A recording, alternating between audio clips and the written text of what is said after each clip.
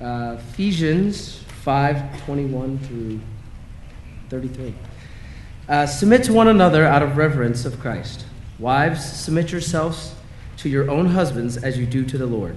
For the husband is the head of the wife, as Christ is the head of the church, his body, of which he is the Savior.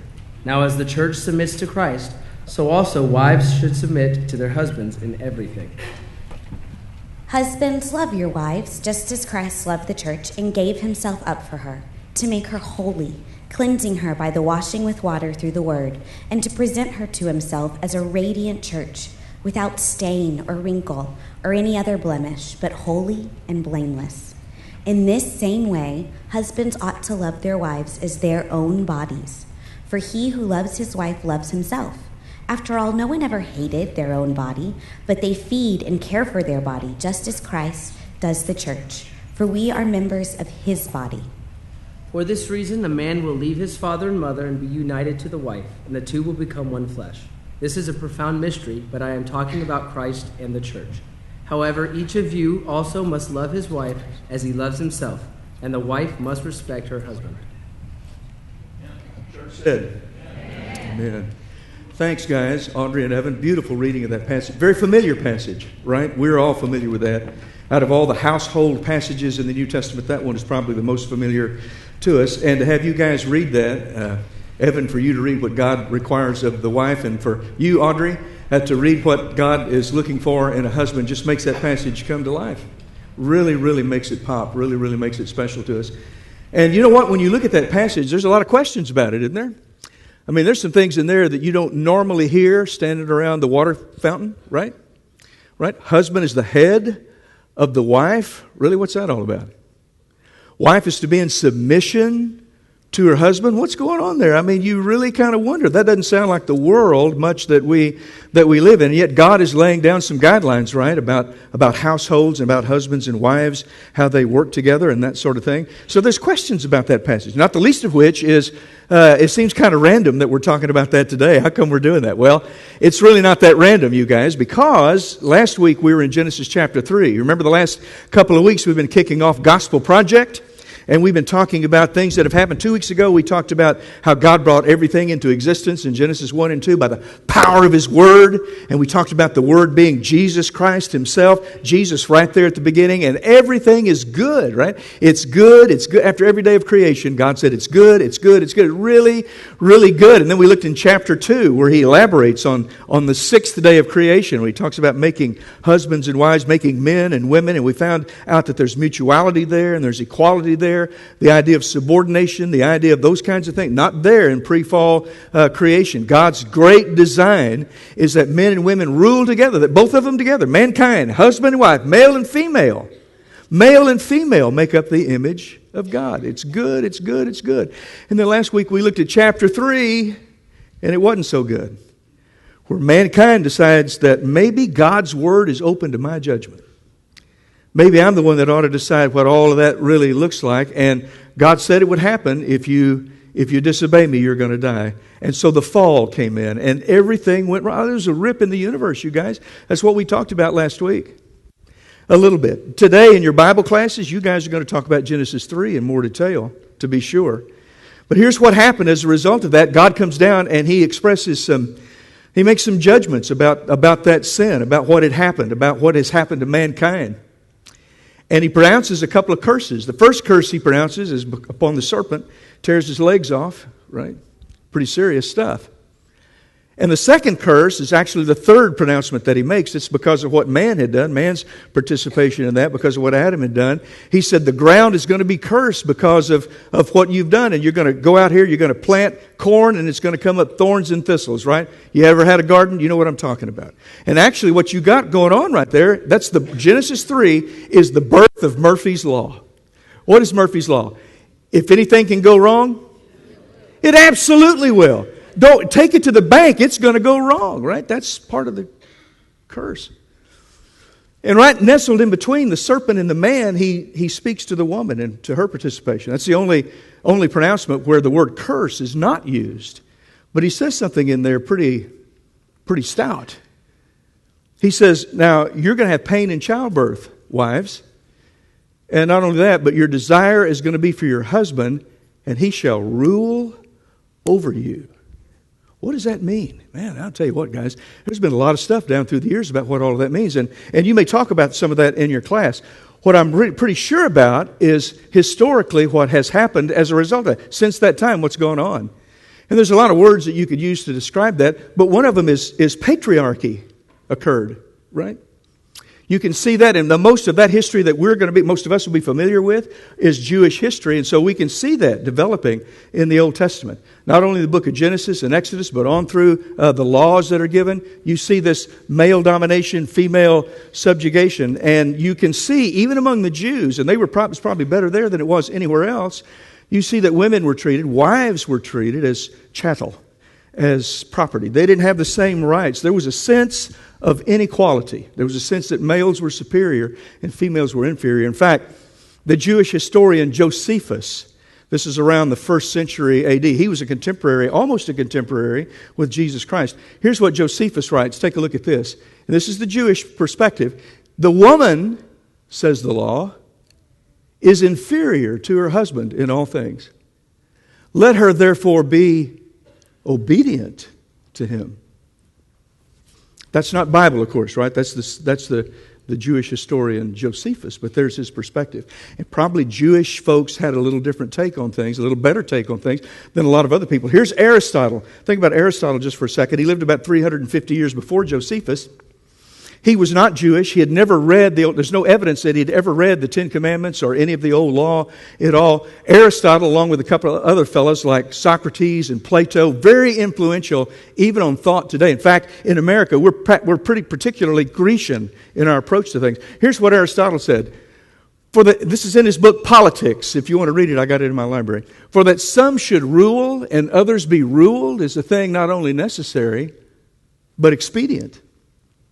From the hour of their birth, some are marked out for subjection, others for rule. The male is by nature superior, and the female inferior. And the one rules, and the other is ruled. Doesn't sound like a lot of fun, does it? Yeah, not at all. Take a look at this. Even with the advent of Christianity, it was a long, slow pull, right? You've got a guy in about the 13th century AD, named Aquinas, Thomas Aquinas. He's commenting on the passage that you guys read for us just a few moments ago. He's commenting on verse 22. It says, for the wife should be in submission as to the Lord. He changes that translation and says, as to a Lord. He says that's really what it ought to be. Be in submission as to a Lord, since the relation of a husband to his wife is, in a certain way, like that of a master and his servant, insofar as the latter ought to be governed by the commands of his master. What are y'all thinking about right now? I mean, and about 250 years later, you got John Calvin also writing, speaking about women, wives. It's also for their benefit to be under their husbands and to yield to them obedience, because they just really can't handle life on their own. Well, now, so look, guys, just think about it. I just want you to know something. I'm going to say this right now, and maybe it'll come up again in a couple of minutes. Nowhere in the New Testament is the wife told to obey her husband. Did you realize that? Yes. Sounded like a female to me that said. Now, sometimes obedience is associated with submission, right? Sometimes it is. We're to be submissive to the government, right? And Paul also writes in Romans chapter 13 that means that we obey the laws of the land, right? He talks about children being submissive to their parents. And in that same passage, he talks about they be obedient. But he doesn't use that in terms of husband and wife relationships. So the New Testament nowhere says that wives are to obey. Maybe a good idea, I don't know. I'm just saying, nowhere does it say that. It also, in the New Testament, never gives a foundation to support the idea of male superiority. I think probably most of us know that, but I want us to know that. All right? Nowhere are you given that basis for male superiority. Well, what about this passage? I want us to take just a couple of minutes here. This is going to take a little different approach this morning. And again, the reason we're looking at it is because of Genesis chapter 3. And what does all that mean? If Jesus comes and restores things, what does all that mean? What does all that look like? I think in Ephesians chapter 5, he's talking about roles, don't you?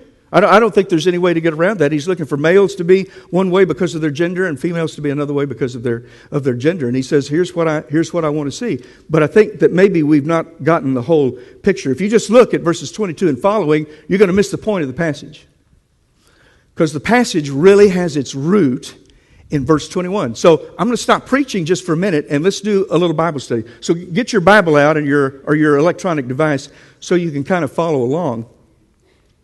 Verse 21 in the NIV is a paragraph all to itself. I'm taking medication and I need a little water here. Besides that, I may make somebody mad this morning. It makes me nervous. I'm just kidding. Look at verse 21.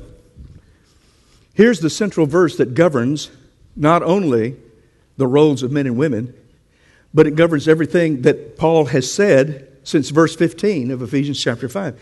He says, submit to one another out of reverence for Christ. Now, we're going to leave that up on the board just for a little bit, okay? Submit to one another out of reverence for Christ. He's talking about how we relate to each other as members of the body of Christ. After he says that, he talks about what it looks like for husbands and wives to submit to each other. Wives submit because Jesus is who Jesus is. I'm going to say more about that in just a second. Husbands submit to their wives as Jesus submitted to the church. What did he do when he submitted to the church? What's that? He died. In fact, Paul says more about what it looks like for a husband to submit to his wife than he says of what it looks like for a wife to submit to her husband. In fact, if you just counted up the words, it's about 4 times as many words. I think he's trying to say something to us, don't you? Here's the governing principle. We submit to each other. Now, here's what it looks like for husbands and wives. After that, he talks about what it looks like for children and their parents. And after that, he talks about what it looks like for slaves and their masters. It's called a Hostafel or Hostafel. It's a German term. It means table rules for households. A lot of different cultures would have that all over the place. And so here's what it looks like. And the governing principle, not only in church but in families, is this. We submit to each other. Husbands submit to their wives, it looks like this. Wives submit to their husbands, it looks like that. Now, I want you to just kind of realize that verse 21 doesn't only speak to what follows, verses 22 and following. Everybody with me? But it also reaches back. It reaches back the other way. It's like a linking pin function. Look at Ephesians chapter 5. Look at verse 15 just for a second. Be very careful then how you live, not as unwise, but as wise. That word, how you live, it means, what he's saying literally is how you walk around, how you walk about. The word is peripateo. I'm not going to do a lot of that stuff, all right, but just a little bit, because we're doing a little Bible study here on the side, right? Peripateo, peri means around, and pateo means to walk. To walk around. Be careful how you, watch your walk. That metaphor speaks to us, doesn't it? Watch your walk. Watch your walk. Pay attention to how you walk. Then he says, be very careful then. Means he's looking to something that he's already said, right? So you go back and you look at all of chapter 5 and you realize he's talking about the relationship of the community here.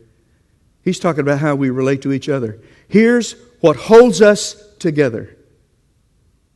Right? Here's what keeps us where we're. That's what he's talking. So he says in verse 3, among you there must not even be a hint of sexual immorality or of any kind of impurity or of greed, because these are improper for God's holy people. He's talking about how it is we relate to each other as men and women, right? He says in verse 8, you were once in darkness, but now you are light in the Lord. Live as children of light. Verse 10, find out what pleases the Lord. And he says in verse 14, wake up. Rise from the dead, and Christ will shine on you. Then he comes to verse 15. So be very careful then how you live. Don't be stupid, he says. No, he says, don't live as unwise, but as wise people.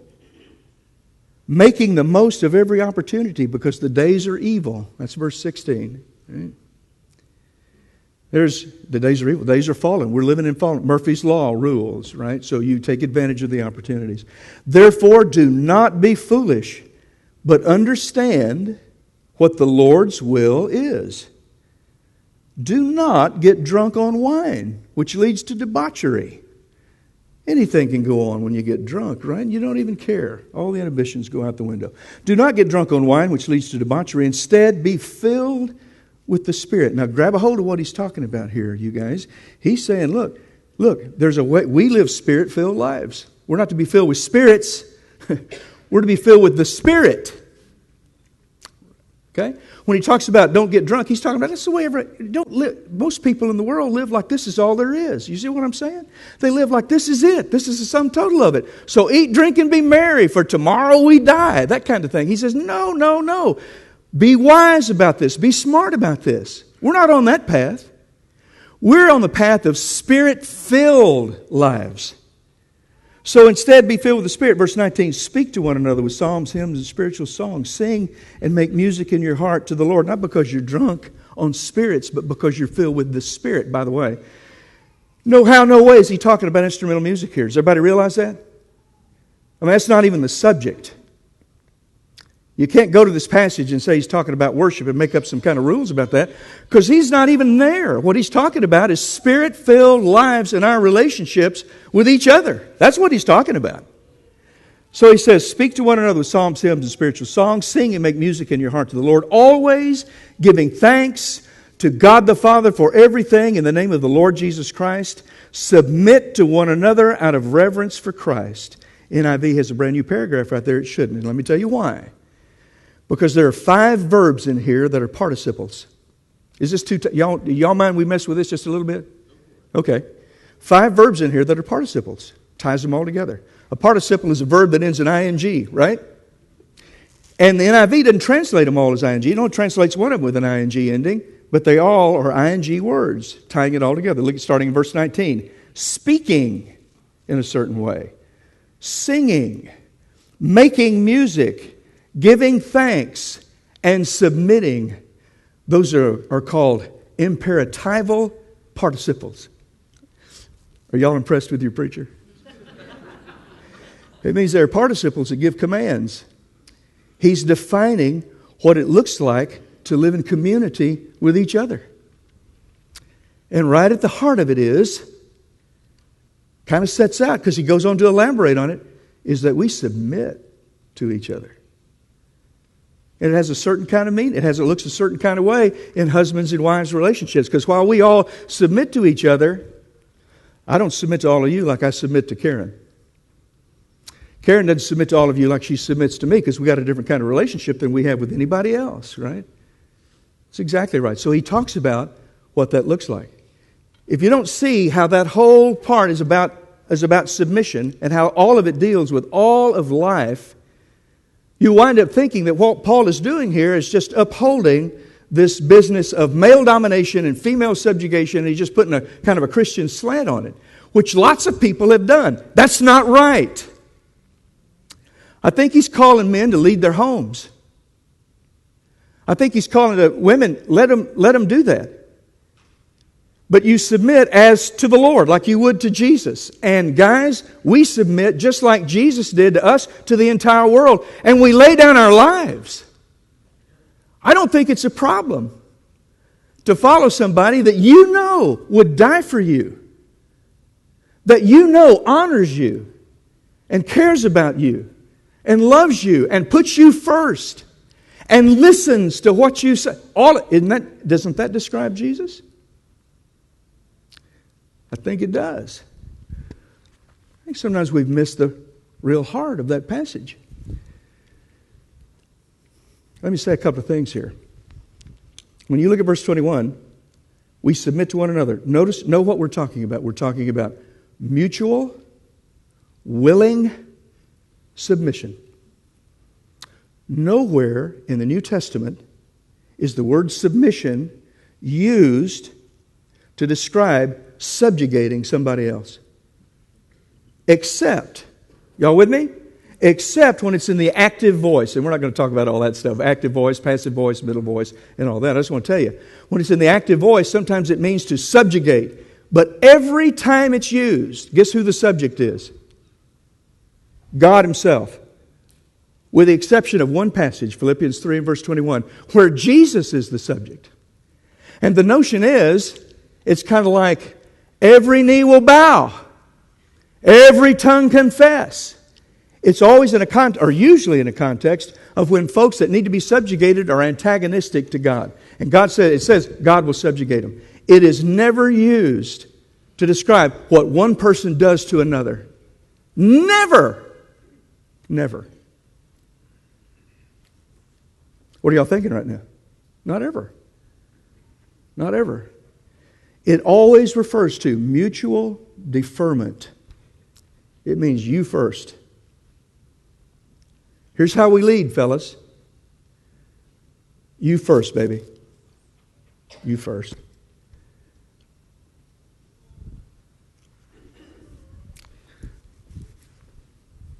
Submission. That's what submission is. There's three things I want us to know and what I want us to kind of clear up. And one of them is submission. Put that slide up here. Submission. There's what we're talking about. That mutual deferment to one another. Right? And we're talking about how to make homes powerful. Right? Second thing I want you to know is something about Jesus' view of women. Know this. There's no descriptive in the New Testament anywhere that describes the role of women any more than there is one that says the role of men. It's not anywhere. And Jesus doesn't attempt to address that at all. But you begin to see his attitude about women when you see what he says and what he does, especially in a context of a misogynistic, patriarchal system like first century Judaism was. Let me tell you what. When you look at what Jesus did, he was appallingly open to women. It would stun his disciples, stunned them. He was absolute. In fact, you could call some of his actions scandalous. Do you remember in John chapter 4 when he's talking to the woman at the well? And the disciples are like, what is he doing? Talking to this woman. Here was a woman that could not even go to the well at the same time the rest of the women of the town went. Because she'd been what? Married 5 times. You know, all of this kind of stuff. And here's Jesus not only talking to her, he's having a theological conversation with her. Never would that happen. He treated women, there were women disciples. Did you realize there was no Jewish rabbi that had women disciples? It just wasn't done because they're a woman. You remember the thought? You remember the prayer? You ever heard of this? The prayer of first century Judaism? It's recorded in history. There it is. Thank God I'm not a Samaritan or a woman. In Luke chapter 8, he's got women disciples. He allowed the women to reach out to him, to minister to him. He allowed one to wash his feet. Do you remember how scandalous that was? How just absolutely, it just wasn't done. And I want you to know, while there's not a guideline, a rule for role of women, and I'm not here to talk about role of women, we're talking about marriage, right? While there's not a rule, something that says, here's the biblical role of women, what you see when you see Jesus is the biblical role of people. How do we treat people? How do we treat everybody? Submission is what he was about. He was a servant at heart. Do you remember Philippians chapter 2? Where he says, look, here's how it starts at it actually starts in verse 1, but it gets pretty serious, pretty personal starting in verse 3. And he says, let me tell you what, you treat everybody else as more important than you are. Say, what? I treat you as more important than what you need is going to be more important than anything else. Remember he said that? And then he makes an appeal to an example starting in verse 5. Have this mind in you that was in Christ Jesus, who although he existed in the form of God, verse 6 says, he did not regard equality with God a thing to be held on to at all costs, but he emptied himself. Read in there, he submitted. He serves, he sacrifices, he encourages, he forgives. Hey, what's the rule? If you want to be forgiven by God, what do you have to do? Forgive others. What does it take to forgive? You have to submit, my friend. You have to submit. They probably wronged you. But you submit. That is the heart. That is the nature of this universe. That is the God of this universe. Submit, submit, submit. Incredible view of women. Now, I want you to also understand Jesus' view of power, and I really kind of leaked over into that. What is power? What is power? If you had to define power, what would you say? Power is measured by, remember I said this kind of like a class. Let me hear you. Control. What is the ultimate control that somebody can have over somebody else? Kill them. That's right. Kill them. There's no greater power than that. You kill them. How does Jesus redefine power? You've read the New Testament just like I have. How does he redefine power? Power is not demonstrated by controlling others. It's demonstrated by bringing yourself under control, and you submit. You submit in sacrifice and in service, in forgiveness, in encouragement. Now, we can do whatever we want to with that, but I want to tell you, that's Bible. That's just Bible. So what does that mean? What does all this mean? It means Karen can know when she comes at home after work during the day, I'm not going to attempt to subjugate her. To be honest with you, that'd be dangerous on my part. I read about a guy that came in, he had enough of this, his wife pushing him around. He had enough of it, absolutely. So he comes in one day and says, there's going to be a new day. It's going to be brand new right now. I'll tell you what, from now on, I'm going to lay down the law. I'm going to lay down the LAWW. It's going to be the law. It's going to be what I say. And it starts today. When I come in today, I want a meal, not something out of the freezer. I want you to fix something really great. I want you to fix me a great dessert. And when I've finished eating, you draw me a nice warm bath, and I'm going to soak for a while. And when I get up out of that tub, guess who's going to dress me and guess who's going to comb my hair? Do you have any idea who's going to dress me and comb my hair? Who do you think is going to dress me and comb my hair? And she said, my guess would be the funeral director.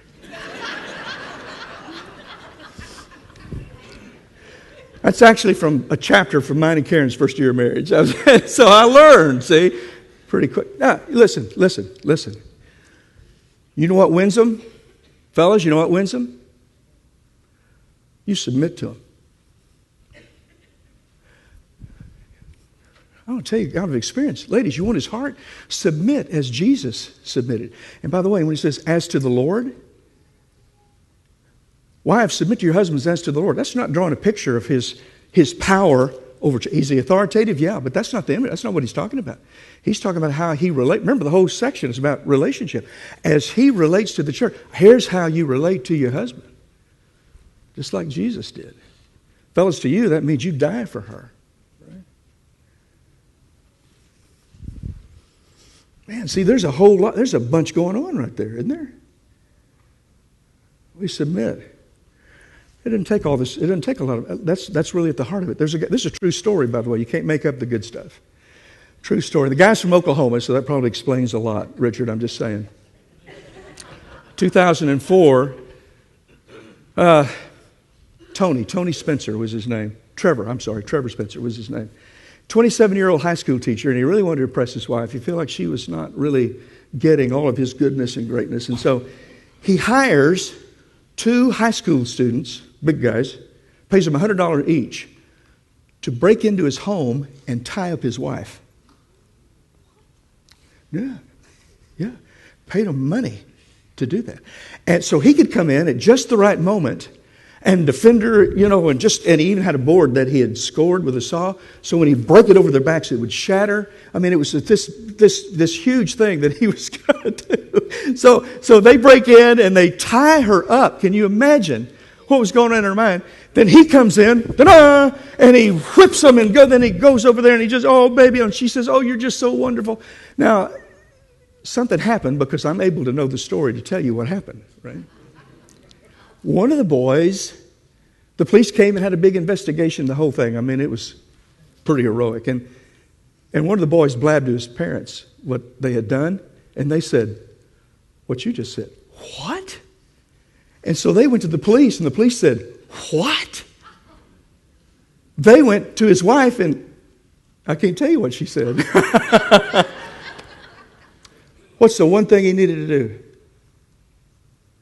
Just submit. That's God's plan. Submit. God doesn't have a policy for men, He's got a policy for people. Here's how we relate. Here's what it looks like in the home. Come on, fellas, lead your home like Jesus leads. Come on, wives, submit and respect your husband, just like Jesus submits to us. That's how it works. Now, I need to wrap this up. So let me say a couple of things here. When I first moved to Houston, there was a lady that came to me for some counseling. She's had a tough marriage. So I said, well, let's get all three. Your husband come into this. Let's all three get together. And I don't remember if she wouldn't tell him or what, but anyway, he wouldn't come. So I said, well, we're not going to be able to do a lot, but we can talk about some strategies and that sort of thing. So one day, she comes in to see me, and she's got a black eye and a cheek swollen out to about right here. I said, what happened? She said, I slipped and fell. I said, really? I said, well, we're done. We can't have some honesty here. We're done. And so finally, she said, well, that wasn't it at all. She said her husband had beat her up, and he'd do that occasionally. Sometimes he would do that. And here as she talked, she took responsibility for that, as if she deserved it. Because in her mind, and here's what she said clearly, in her mind, her submission to Jesus was demonstrated by her submitting to that kind of behavior. And that's how she showed honor to her husband. I said, darling, you're just sick. That's not right. There was a study done by Christianity Today that said 2/3 of Christian women who live in Christian homes where husbands and wives are Christians that are abused. And by the way, abuse doesn't have to be a pow, pow, pow, does it? 2/3 of them that were abused said they believed that they were demonstrating service to God by honoring their husbands in spite of that. And 55% of those 2/3 said that their husbands noted that if you would just be submissive, that wouldn't happen. Now, that's nonsense, y'all. That's nonsense. And that's a total warping of what this passage is even talking about. Here it is. There's a lady, you don't know her, sweet lady. From the outside, the relationship with her and her husband was just like, I mean, he was kind of straight-laced and all of that, kind of just, but they were a delightful couple. Nobody knew what was going on behind the scenes. I don't think he ever hit her. But manipulative, unbelievable. He would leave in the morning. All this comes out after, well, I'll tell you what in just a second. But he would leave every morning with a list that she had to fulfill while he was gone that day, things that she had to do. Now again, I don't think he ever struck her, as in the case of this first lady I told you about. I don't think so. But the manipulation, the meanness, the insinuation, she was terrified of this guy. But she believed that that's kind of what it was. This is the kind of the way that it's called because wives are supposed to submit, right? As to the Lord. Total misunderstanding of what as to the Lord really means there. So she would do it. And besides that, she was afraid of him. Well, guess what? He died. And she wept, but it was tears of joy because the ogre was gone. Family came and got part of his stuff. I don't know what happened. She took another big chunk of it, boxed it up, put it up in her attic, and that was the end of it. Threw it up in her attic, and she swore to herself she would never, ever marry again. Never again. Because if that's what marriage is, that's it. Well, guess what happened? She met a guy that understood what submission was about, understood who the Lord is, and would treat her in a certain way because Jesus Christ is Lord. If Jesus Christ is Lord and it has not impacted your life, something's wrong, y'all. We're not here just to come to church. We're here to become like Jesus Christ. We're here to be Jesus to people. And if we can't do it at home, what in the world is that? Well, this guy came into her life and opened up the door to all of that. They fell in love and they got married, and she was just as happy as she could be. One day, she had to go up to the attic looking for something. And she was up there strumming around. She found a piece of paper on the floor, had some writing on it. She couldn't make out what that was exactly. She picked it up and walked over to an attic window and looked at it.